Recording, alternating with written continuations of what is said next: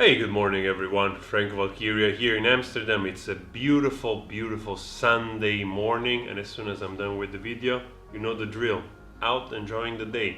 But I just want to make a short video. I was inspired yesterday by watching a video that Pewdiepie made on his channel regarding his dislikes for the Marvel movies. And I too, sometimes I follow PewDiePie. I think he's really a bright guy. So especially nowadays that it seems he's venturing more into being almost a media activist, I can really see this transition from being just a guy that just played game and was successful to explore and going more in depth in all kinds of other issue and subject being even through comedy, a better reporter. I think that's why sometimes I like to watch his videos. And I was watching these videos, and it sort of connected with me in many ways. But I also want to give you my take on why do I think that actually superhero movies, they have a lot of value, and they have a lot of positive things. They do a lot of positive things for people.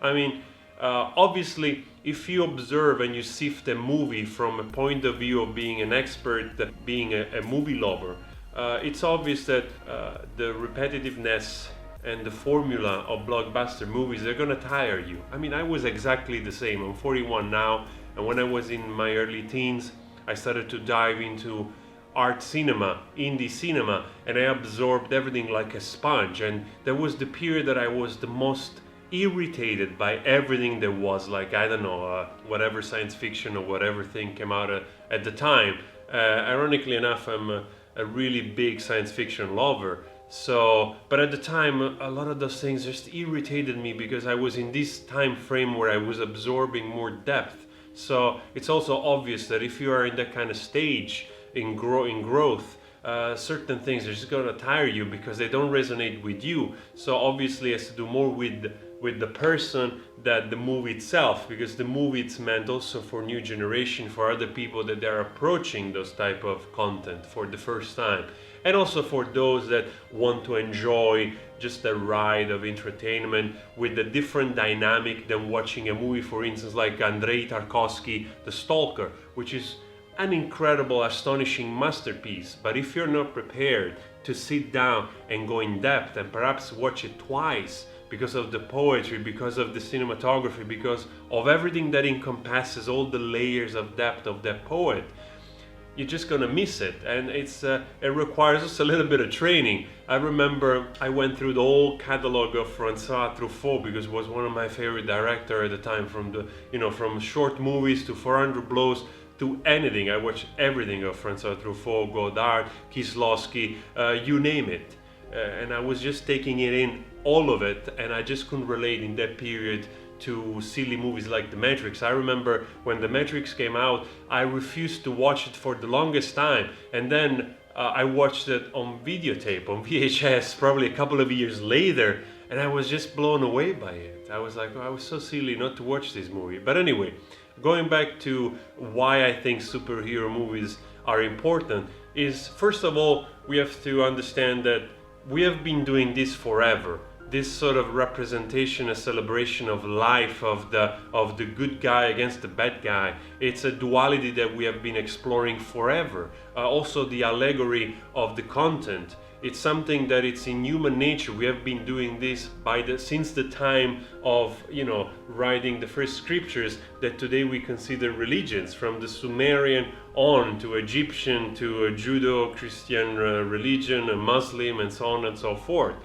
If you read the Bible, for instance, or any other biblical text, like also the Bhagavad Gita and battle, which is one of the most famous battle, you realize there's a lot of allegory. Like those characters, they are portrayed mostly for the reason to convey an ethical meaning to the audience. And so in that perspective, we have been doing this sort of allegorical exposition of ethical stories forever, and as also like a biological duality, if you want to see it in that way, in the way that we celebrate life against something that we don't understand yet, because we are alive, and what we don't understand is death. So we always celebrate life the villain is always representing allegorically what wants to hurt us, like a bacteria, a virus that exists in nature. Everything is in competition, life is in competition, so we enjoy portraying through movies in a more simplistic way that can reach everybody this sort of duality of the experience of life triumphing over death, something that we don't clearly understand yet. So there is that, that's of course my opinion. And there is also the value of inspiring children, inspiring kids in seeing something that elevates them. Because the idea of someone that has incredible powers, even though it's in the realm of fantasy, it will inspire children to look up to something, to have an idea that they can grow up to be better, to elevate themselves above our bestiality, above our being just mammals. So in that respect, it's obvious that those movies, they need to be served in a way that can be brought to a larger number of people, and also the dialogue, they have to be simplified. And even for a person that is not an English speaking born person like me, the dialogue is fairly easy to understand. It has to be, because everybody or the larger number of people has to relate to it. So if you're not into that moment where you can just sit and enjoy an entertainment movie, then of course don't. Go watch and dive more into the masterpieces of cinema that you have from, like go see Takeshi Kitano, go see Violent Cop, and then you see where Quentin Tarantino took inspiration to make Reservoir Dogs. Or just go see like Kill Bill, and then go see also a movie of Truffaut called The Bride Wore Black. And if you see that movie, you see that it's basically almost exactly the same story. But it's also a known fact that Quentin Tarantino, it's been always a great lover of cinema, so I see it more as a tribute to those incredible masters.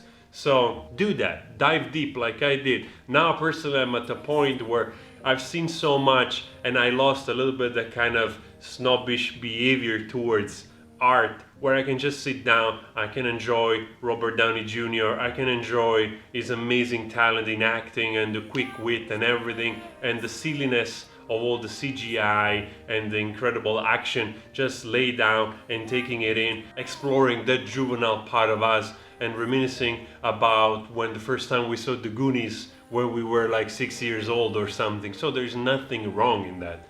And just to, close the whole thing, this is not a judgment against Pewdiepie. It was just, like I said, an inspiration to make a video about exploring the value of such, entertainment. And of course there is some value.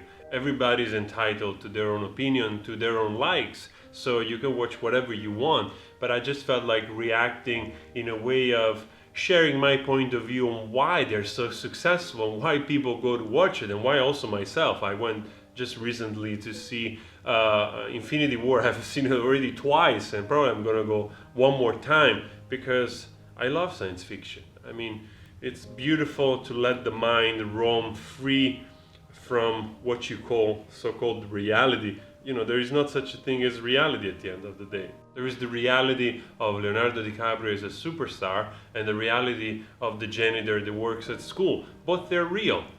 They're both as real. So, we could argue for another week of what it's reality. So it's nice to just sit down and let the mind roam free and explore without limitation of boundaries to perhaps a lot of things that maybe in the future we'll be surprised how much of science fiction actually is going to turn out to be science, Like the same way people like 200 years ago, or Jules Verne was exploring the idea of just launching rockets into the sky, and it sounded like far-fetched and incredible and probably never possible, when today that's what we do most of the time, just to put on satellites so that we can use our phones to communicate and to share videos and watch videos and whatnot.